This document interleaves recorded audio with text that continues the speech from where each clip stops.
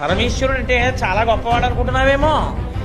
ఆయన వెళ్ళి భవతి భిక్షాందేహి అంటే కానీ ఆయనకే కూడు లేదు. ఆయన భిక్షాటనమూర్తి.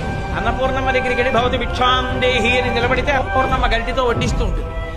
ఆయనకే అన్నం లేదు, ఆయనే భిక్షాందేహి అని అన్నం తెచ్చుకుంటాడు. ఆయన కోసం మళ్ళీ పెద్ద తపస్సు కూడా ఏమిటంటే తన పెళ్లి తాను చెడగొట్టుకోవడానికి మాట్లాడిన బ్రహ్మచారి రూపంలో వచ్చిన ఏకైక మూర్తి శివుడు ఒక్కడే.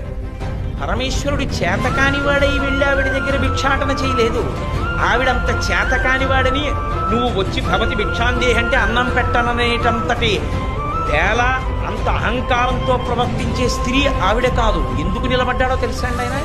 పరమశివుడు ఎందుకు నిలబడతాడో తెలుసా? ఆది భిక్షువు అని. లోకంలో ఎప్పుడు ఎక్కడ ఎవరికి ఏది కావాలన్నా కదలికలన్నీ ఆవిడే ఇవ్వాలి. ఆవిడ ఇవ్వాలిరా. కాబట్టి ఆవిడ దగ్గరికి వెళ్ళి అమ్మా నాకు అన్నం పెట్టమ్మా అని అడగరా అంటే నేను అంతవాణ్ణండి, నేను ఇంతవాణ్ణండి, నేను వెళ్ళి ఎలాగో